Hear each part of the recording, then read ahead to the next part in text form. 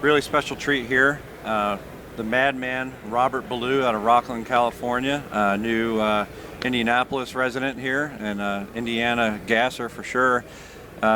Robert, you've had a tremendous year with your own operation now. The non-wing world's treated you well. You got to do some wing racing as well this year, put on some performances there. Seems like anywhere you go, you're definitely a threat to be up front, and unbelievable cap to the year with the Oval Nationals out there. And I'm sure the wife's happy about that. Got to go shopping a little bit, and Derek By, your crew chief, it doesn't get it much better for the operation that you guys have to perform the way you guys have. And you guys are doing what some of the top funded teams can only dream about doing as far as consistency and performance. What's been the key this year? Well, I mean, the biggest part, we switched back to standard Maxims. I don't think that was everything. We were running a test car for Maxim, for a little while, but we switched back. I sold all my pavement stuff that we had left, and bought a brand new Donut. What we thought we need for local racing, short tracks mainly. We had the motors that were unbelievable on a big joint, but go to Gas City on a Friday night, they were just a little too explosive, a little bit harder to drive. We were still fast, but it wasn't the happy niche that we needed, and we switched back to what we thought we needed, and between me and Dawn's brainstorming, and it's definitely showed that it's turned my whole season around. We got it in June, and once we got it, it's just we only ran out of the top 5 a couple times the whole rest of the year.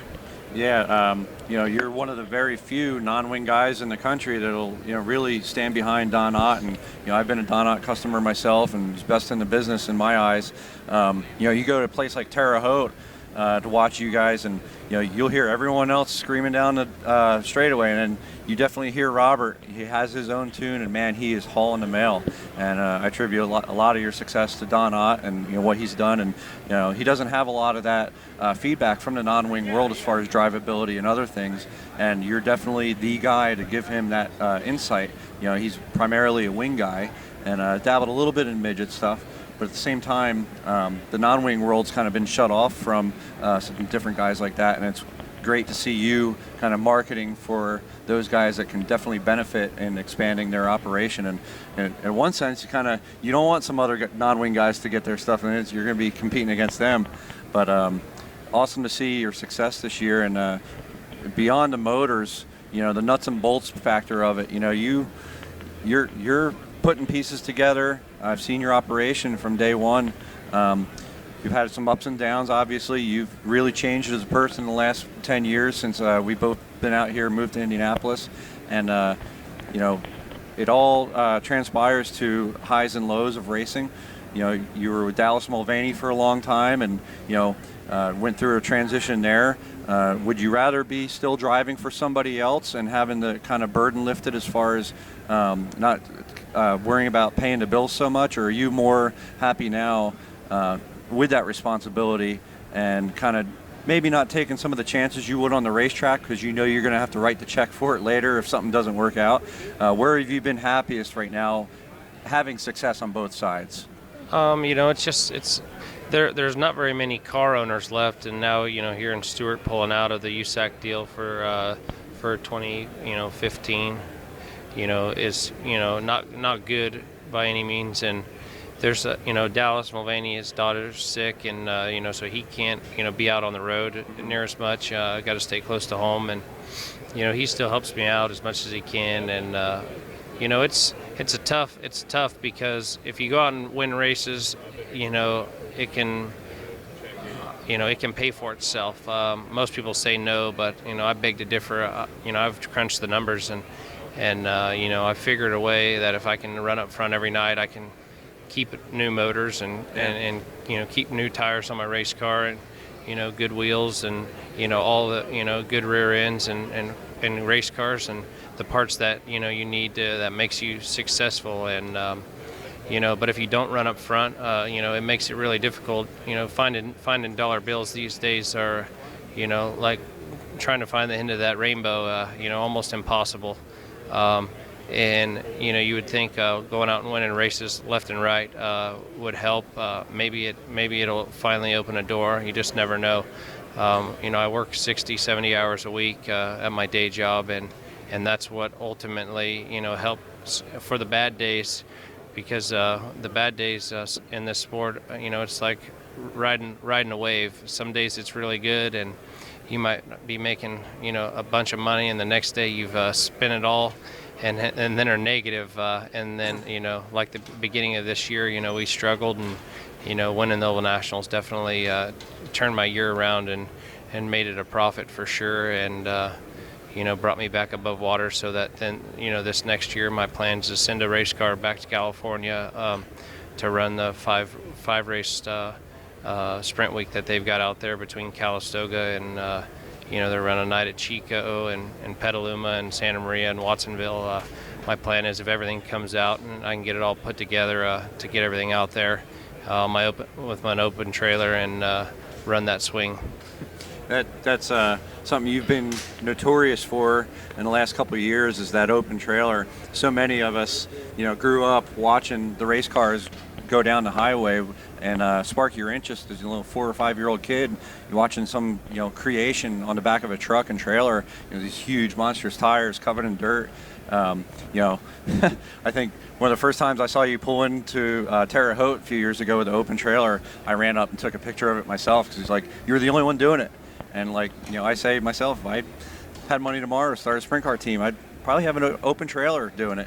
It's awesome to see that. Yeah, we all want the big haulers, and 53 footers and stuff would be cool, but you definitely have had a character to you since you got on the scene. Everybody appreciates that. I think your personality has helped you, at the same time probably held you back sometimes.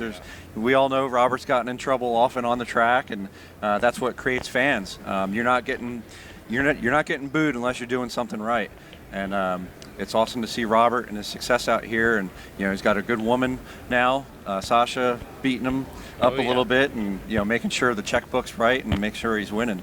What's the plan for 2015, and what's your one main goal that you want to happen? Well, this year we planned, or for next year we plan, to hopefully run the whole USAC deal. I mean, it's it's the best deal going non-wing wise. I don't really, know that it's necessary to go run. I missed 5 races this year, and it's not really necessary for me to go to those 5 races again, even this year. But ultimately, I think if we had ran all the races there, we would definitely be at least in the top 3 in points, and possibly close to where Brady was, and hats off to him. And so ultimately, I'm not a points racer by any means, and I just want victories. Nobody remembers who you are running second, next week, and winning races is where people remember you. And that's ultimately where the money is. If you aren't winning, you're not going to make any money, and that's what's going to keep us rolling.